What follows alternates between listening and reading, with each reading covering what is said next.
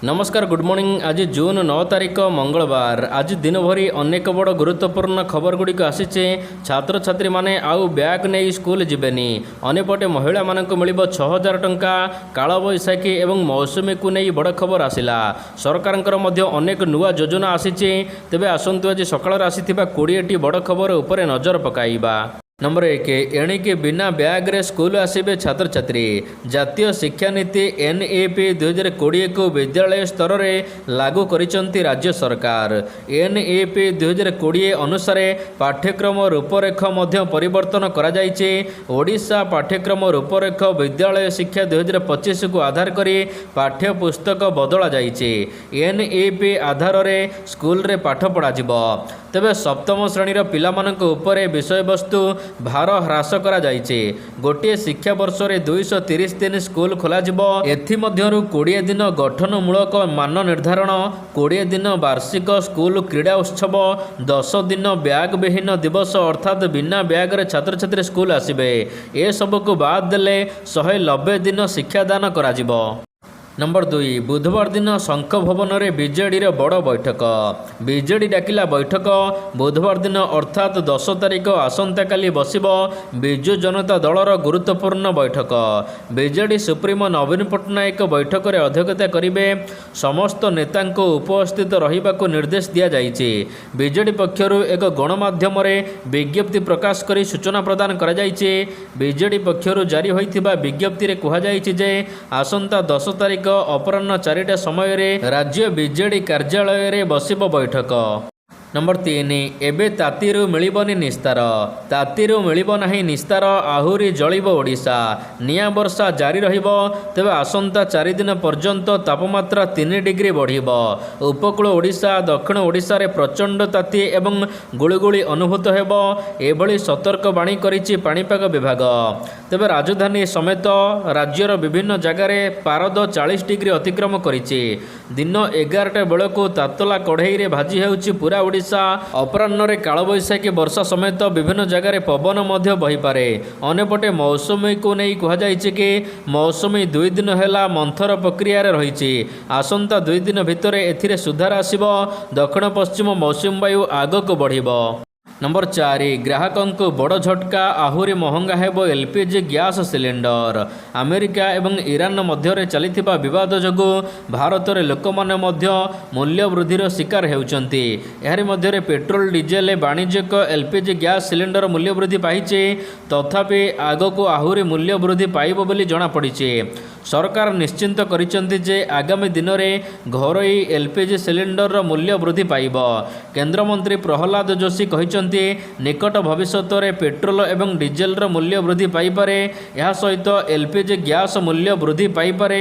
एथिपाई सरकार दुखित थिबा से कहिसंती। तथापि एहाको समालोचना करिबा पूर्वरु लोकमानंकु वर्तमान विश्व परिस्थिति को बुझिबा उचित। नंबर 5 बीजेडी रे मिसिबे सुजाता कार्तिकेयन। ओडिशा राजनीति रे एक बड़ खबर सामना को आसीछि। IAS चाकरी स्वेच्छाकृत अवसर नैथिबा सुजाता R पांड्यान खूब शीघ्र विजु जनता दल रे सामिल हेबाकु जाउचंती। एभली एक चांचल्यकर दाबी करिसंती बीजेडी नेता मनमोहन राउतराय। से कहिसंती जे सुजाता बीजेडी को आसुचंती एहा 100% सत्य अटे। मनमोहनक कहिबा कथा विगत दिन रे चलिथिबा किछि नकारात्मक प्रचार जोगु सुजातांक मनोबल सामान्य कमी जाइथिला। एथिपाई तांकर निष्पत्ति नेबार विलंब होइछि।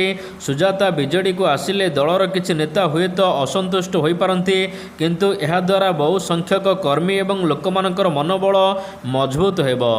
नंबर 6 सरकार को 2 वर्ष पूरिला 30 तारिख पर्यंत कार्यक्रम। राज्य में बीजेपी सरकार को पूरी 2 वर्ष। यही अवसर में आज केंद्रमंत्री अर्जुन मेघवाला एवं मुख्यमंत्री सांबादिक सम्मेलन रही। केंद्र में बीजेपी सरकार को 12 वर्ष पूरी बेले राज्य में 2 वर्ष पूर्ण करिछि सरकार। केंद्र सरकार 12 वर्षर सफलता बखाणिबे केंद्रमंत्री। ए नहीं सूचना देइछन्ति राज्य बीजेपी सभापति मनमोहन सामल। आज ओडिशा गस्तरे आसिबे केंद्रमंत्री अर्जुन मेघवाला। स्वतंत्र भाव में मीडिया एनक्लव हेब। मुख्यमंत्री मोहन चरण माझी सहित मंत्रिमंडलर सदस्य मध्य एथिरे रहिबे। राज्य बीजेपी पदाधिकारी मध्य उपस्थित रहिबे। नंबर 7 गोटे सप्ताह मध्य भत्ता समस्यार समाधान कराजिब कहिले मंत्री। खूब शीघ्र भत्ता समस्यार समाधान 1 सप्ताह भितर भत्ता समस्यार समाधान हेबो। तेबे एही समस्या केवल ओडिशार नुहे बरं अनेक राज्यर समस्या। सॉफ्टवेयर रे किछि परिवर्तन हेउचे, शीघ्र काम सरीजिबो एवं आमे आशा करूछु 1 सप्ताह मध्य सुधार आसीबो एवं समस्तଙ୍କର भत्ता मिलिजिबो। परवर्ती समय लोकमानଙ୍କର बकेया थिबा समस्त भत्ता टंका को एकाथरे दियाजिबो बोली सूचना देइचंती सामाजिक सुरक्षा और भिन्नक्षम सशक्तिकरण विभागर मंत्री नित्यानंद गंड। नंबर 8 डाक्तरी छात्री चंद्रिका मृत्यु मामला। काठजोड़ी नदीरू डाक्तरी छात्री चंद्रिका भंजबाला हेम्ब्रम को मृतदेह उद्धार घटना रे एबे गुरुत्वपूर्ण तथ्य देइचंती कटक डीसीपी। तेबे फेरार थिबा चंद्रिका ओएस प्रेमिका को खोजिबाकू पुलिस उद्यम करुचे। तेबे एहा मध्यरे तदंतकारी टीम को एक गुरुत्वपूर्ण तथ्य मिलिचे। से कहिचंती चंद्रिका पुरुष बंधु को खोजा चलीचे। घटनार तदंत पई 2टी टीम गठन करा जाइचे। घटना दिन चंद्रिका ओला गाड़ी भड़ा करी त्रिशूलिया जाई आसीथिले। त्रिशूलिया बाजार रे लागिथिबा विभिन्न सीसीटीवी रु जांच रु एने सुराग पाइछि पुलिस। एबे घटना रे जेउ माने संपृक्त अछंती सेमानकर जांच चलीचे। चंद्रिका मोबाइल जांच चलीचे। एसएमएस एवं चैटिंग रु किछि प्रमाण मिलिबो बोली आशा करा जाउथिबा कटक डीसीपी कहिचंती। नंबर 9 प्राथमिक शिक्षा भित्तिभूमि को सुदृढ़ करुचंती राज्य सरकार। गोदावरीश मिश्र आदर्श प्राथमिक विद्यालय राज्य में निर्माण चलीचे। 12,000 कोटी टंका विनियोग रे निर्माण कराजिबो। 2,200 विद्यालय 322टी आदर्श विद्यालयर निर्माण मध्य प्रक्रिया आरंभ करा जायथिबा सरकार तरफ सूचना प्रदान करा जायछि। नंबर 10 छात्र छात्री नुआ टेक्नोलोजी शिक्षा दियाजिब राज्य में मिलिबो एआई डाटा यह सहित साइंस साइबर सिक्योरिटी शिक्षा। प्रतिवर्ष 1000 छात्र छात्री को मिलिबो ट्रेनिंग। एथिपाई एडुनेट फाउंडेशन सहित एमएयू माध्यम एआई तालीम आरंभ करा राज्य में। सरकार छात्र छात्री गुरुत्वपूर्ण भूमिका निभाउचंती। छात्र छात्री को मिलिबो नुआ टेक्नोलोजी शिक्षा सरकार घोषणा करिसंती।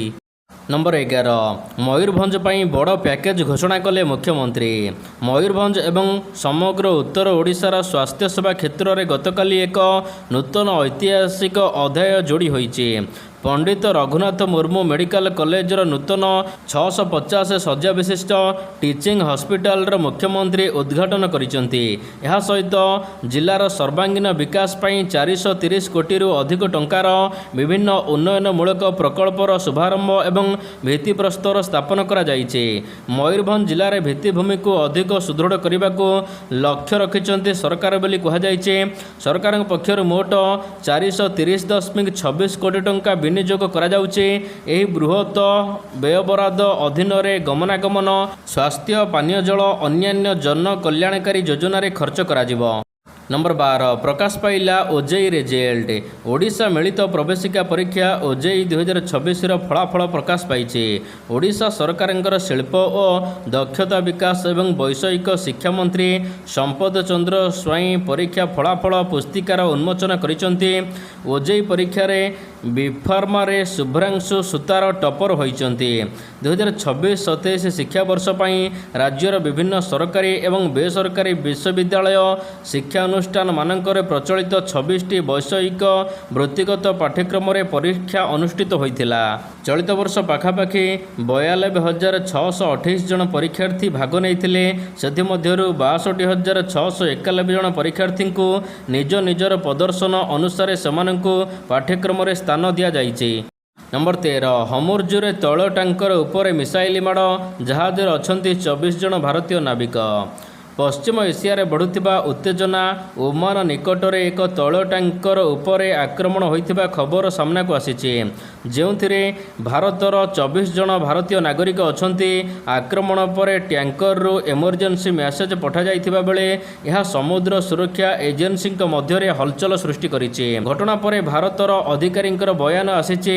भारतर अधिकारी कहिसंती 24 जन भारतीय कर्मचारी सुरक्षित अछंती। नंबर 14 संबलपुर रे डबल मरड़। संबलपुर रे डबल मरड़ होइछि। शासन थाना गिरिपाली रे डबल मरड़ होइछि। माओ झियों को हत्या करा जाइछि। गुणी गारडी संदेह रे हत्या करा जाइथिबा संदेह करा जाउछि। घटनास्थल रे पुलिस पहुंची छानबीन करिछि। ଶୋଇଥିବା ଅବସ୍ଥାରେ ଟାଙ୍ଗିଆରେ ହାଣି ହତ୍ୟା କରାଯାଇଥିବା କୁହାଯାଉଛି। ସୂଚନା ଅନୁସାରେ ସମ୍ବଲପୁର ଶାସନ ଥାନା ଅଧୀନ ଗିରିପାଲିରେ ଜଣେ ମା ଏବଂ ତାଙ୍କ ଝିଅକୁ ହତ୍ୟା କରାଯାଇଛି।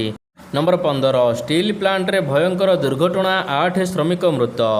ବିଶାଖାପାଟଣା ଷ୍ଟିଲ୍ ପ୍ଲାଣ୍ଟରେ ଭୟଙ୍କର ଦୁର୍ଘଟଣା ଘଟିଛି। ଜୀବନ ହାରିଲେ 8ରୁ ଅଧିକ ଶ୍ରମିକ। ଆନ୍ଧ୍ରପ୍ରଦେଶର ବିଶାଖାପାଟଣା ସ୍ଥିତ ଷ୍ଟିଲ୍ ପ୍ଲାଣ୍ଟରେ ତରଳ ଷ୍ଟିଲ୍ ପାଇଁ ବଡ଼ ଅଘଟଣ ଘଟିଥିବା କୁହାଯାଉଛି। ଏହା ସହିତ ଅନେକ ଆହତ ହୋଇଛନ୍ତି। କିଛି ଜଣଙ୍କର ଅବସ୍ଥା ସଙ୍କଟାପନ୍ନ ଥିବାରୁ ମୃତ୍ୟୁ ସଂଖ୍ୟା ବଢ଼ିବା ଆଶଙ୍କା କରାଯାଉଛି। କାରଣ ତରଳ ଲୁହା ପାଇଁ ସେଠାରେ ନିଆଁ ମଧ୍ୟ ଲାଗିଯାଇଥିଲା। ପରେ ଅନ୍ୟ କିଛି କର୍ମଚାରୀ ଆସି ନିଆଁକୁ ଆୟତ୍ତ କରିବାକୁ ପ୍ରୟାସ କରିଥିଲେ। ଖବର ପାଇ ଦମକଳ ବାହିନୀ ଘଟଣାସ୍ଥଳରେ ପହଞ୍ଚି ଉଦ୍ଧାର କରିଥିଲା। ନମ୍ବର 16 ଟିଏମ୍ସିରେ ବଡ଼ ବିଦ୍ରୋହ। ପଶ୍ଚିମବଙ୍ଗରେ ଶାସକ ଦଳ ଏହା ସହିତ ତୃଣମୂଳ କଂଗ୍ରେସ ଟିଏମ୍ସି ମଧ୍ୟରେ ଚାଲିଥିବା ଆଭ୍ୟନ୍ତରୀଣ ବିବାଦ ଏବେ ଆହୁରି ତୀବ୍ର ହୋଇଛି। ଦଳର ପ୍ରାୟ 20 ଜଣ ଲୋକସଭା ସାଂସଦ ବିଜେପି ନେତୃତ୍ୱାଧୀନ ଏନ୍ଡିଏ ମେଣ୍ଟକୁ ସମର୍ଥନ କରିବାକୁ ଲୋକସଭା ବାଚସ୍ପତି ଓମ୍ ବିର୍ଲାଙ୍କୁ ଏକ ଚିଠି ଲେଖିଥିବା ଜଣାପଡ଼ିଛି।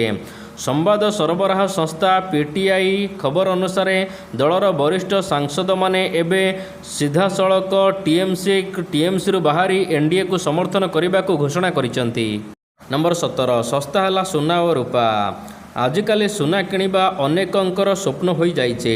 କିନ୍ତୁ ଏହାରି ମଧ୍ୟରେ ଏକ ଭଲ ଖବର ଆସୁଛି କି ସୁନା ଏବଂ ରୂପା ଦର ସାମାନ୍ୟ କମିଛି, ଗ୍ରାହକମାନଙ୍କୁ ଆଶ୍ୱସ୍ତି ଦେଇଛି। ତେବେ ଖବର ଅନୁସାରେ 24 କ୍ୟାରେଟ୍ ସୁନା 10 ଗ୍ରାମ ପିଛା 3470 ଟଙ୍କା କମିଛି। ଏବେ 24 କ୍ୟାରେଟ୍ ସୁନା ମୂଲ୍ୟ ରହିଛି 10 ଗ୍ରାମକୁ 1,50,768 ଟଙ୍କା। ସେହିପରି 1 କିଲୋ ରୂପା ଦାମ ଉପରେ 15,747 ଟଙ୍କା କମିଛି। ଆଉ ରୂପା ପ୍ରତି କିଲୋ ଏବେ 2,41,000 ଟଙ୍କାରେ ସ୍ଥିର ରହିଛି। ନମ୍ବର 18 ଶାରୀରିକ ସମ୍ପର୍କକୁ ନେଇ ସୁପ୍ରିମକୋର୍ଟ ଦେଲେ ବଡ଼ ରାୟ। ଭାରତରେ ଯଦି ଜଣେ ମହିଳା କିମ୍ବା ପୁରୁଷ ବିବାହ ପୂର୍ବରୁ ଶାରୀରିକ ସମ୍ପର୍କରେ ଲିପ୍ତ ରୁହନ୍ତି, ତେବେ ସମାଜରେ ତାଙ୍କୁ ଖରାପ ନଜରରେ ଦେଖାଯାଏ। ତଥାପି ସୁପ୍ରିମକୋର୍ଟ କହିଛନ୍ତି ଯେ ସହମତିରେ ବିବାହ ପୂର୍ବରୁ ଯୌନ ସମ୍ପର୍କକୁ ଜଣେ ବ୍ୟକ୍ତିଙ୍କର ଚରିତ୍ରରେ ଏକ କଳଙ୍କ ଭାବରେ ବିବେଚନା କରାଯାଇପାରିବ ନାହିଁ କିମ୍ବା ଏପରି ସମ୍ପର୍କକୁ ଖରାପ ନୈତିକ ଚିତ୍ରରେ ପ୍ରମାଣିତ ଭାବରେ ବିବେଚନା କରାଯାଇପାରିବ ନାହିଁ। ନମ୍ବର 19 ଟେଷ୍ଟ ମ୍ୟାଚ୍ ଜିତିଲା ଭାରତ। ଆଫଗାନିସ୍ତାନ ବିପକ୍ଷ ଟେଷ୍ଟ ମୁକାବିଲାରେ ଭାରତର ଐତିହାସିକ ବିଜୟ। 300 ରନ୍ରେ ପରାସ୍ତ କରିଛି ଭାରତ ଇତିହାସ ରଚିଛି। କେବଳ ବିଜୟ ନୁହେଁ, ଏହି ମୁକାବିଲା ଜିତିବା ପରେ ଭାରତ ହାସଲ କରିଛି ଅନେକ ରେକର୍ଡ। ଏହି ମ୍ୟାଚ୍ ଜିତିବା ପରେ ଭାରତ ନିଜର ବଡ଼ ବିଜୟ ହାସଲ କରିଛି। ଟେଷ୍ଟ କ୍ରିକେଟରେ ୱେଷ୍ଟଇଣ୍ଡିଜ ବିପକ୍ଷରେ 272 ରନ୍ର ବିଜୟ ହାସଲ କରିଥିଲା ଭାରତ। କିନ୍ତୁ ଭାରତ ଏବେ 300 ସର୍ବାଧିକ ବୃହତ ରନ୍ରେ ବିଜୟ ହାସଲ କରି ରେକର୍ଡ କରିଛି। ଭାରତ ପାଇଁ ଟେଷ୍ଟ ମ୍ୟାଚ୍ରେ ଡେବ୍ୟୁ କରୁଛନ୍ତି ମାନବ ସୁତାର। ଆଫଗାନିସ୍ତାନ ବିପକ୍ଷରେ ସେ ଡେବ୍ୟୁ କରି ରେକର୍ଡର ସ୍ଥାନ ପାଇଛନ୍ତି। ଡେବ୍ୟୁ ମ୍ୟାଚ୍ରେ ସର୍ବାଧିକ ୱିକେଟ୍ ନେବାରେ ରେକର୍ଡ କରିଛନ୍ତି। ନମ୍ବର 20 ମହିଳାଙ୍କୁ ମିଳିବ 6,000 ଟଙ୍କା। ଗର୍ଭବତୀ ମହିଳା ଏବଂ ନବଜାତ ଶିଶୁମାନଙ୍କର ସ୍ୱାସ୍ଥ୍ୟରେ ସୁଧାର ଆଣିବାକୁ କେନ୍ଦ୍ର ସରକାର ଏକ ଯୋଜନା କରିଛନ୍ତି, ଯାହାର ନାମ ହେଉଛି ପ୍ରଧାନମନ୍ତ୍ରୀ ମାତୃତ୍ୱ ବନ୍ଦନା ଯୋଜନା। ଏହି ଯୋଜନାରେ ଗର୍ଭବତୀ ମହିଳା ଏବଂ ସ୍ତନ୍ୟପାନ କରାଉଥିବା ମାଆମାନଙ୍କୁ ଆର୍ଥିକ ସହାୟତା ପ୍ରଦାନ କରାଯାଉଛି। ଯଦି ଆପଣ ଏହି ଯୋଜନାରେ ଆବେଦନ କରିନାହାନ୍ତି, ଶୀଘ୍ର ଆବେଦନ କରନ୍ତୁ। ଆପଣ ମଧ୍ୟ ପାଇବେ 6,000 ଟଙ୍କା। ଗର୍ଭାବସ୍ଥାର ପଞ୍ଜୀକରଣ କରାଇବାର 6 ମାସ ମଧ୍ୟରେ 3,000 ଟଙ୍କା ମିଳିବ। ଏହା ସହିତ ପଞ୍ଜୀକରଣ କରିବା ଏବଂ ଜନ୍ମର 14 ସପ୍ତାହ ମଧ୍ୟରେ ଜରୁରୀକାଳୀନ ଟିକା ଲଗାଇବା ପରେ ପୁଣି 2,000 ଟଙ୍କା ମିଳିବ। ଏହିଭଳି ହିସାବରେ ମୋଟ ଉପରେ 6,000 ଟଙ୍କା ମିଳିବ। ଯଦି ଆପଣ ଆବେଦନ କରିନାହାନ୍ତି, ଏଥିପାଇଁ ଆବେଦନ କରିପାରିବେ। ମହିଳାମାନଙ୍କର ବୟସ ଅତି କମ୍ରେ 19 ବର୍ଷ ହୋଇଥିବା ଆବଶ୍ୟକ। ଏହା ସହିତ ସେ ଗର୍ଭବତୀ ହୋଇଥିଲେ ହିଁ ସେମାନଙ୍କୁ 6,000 ଟଙ୍କା ମିଳିବ।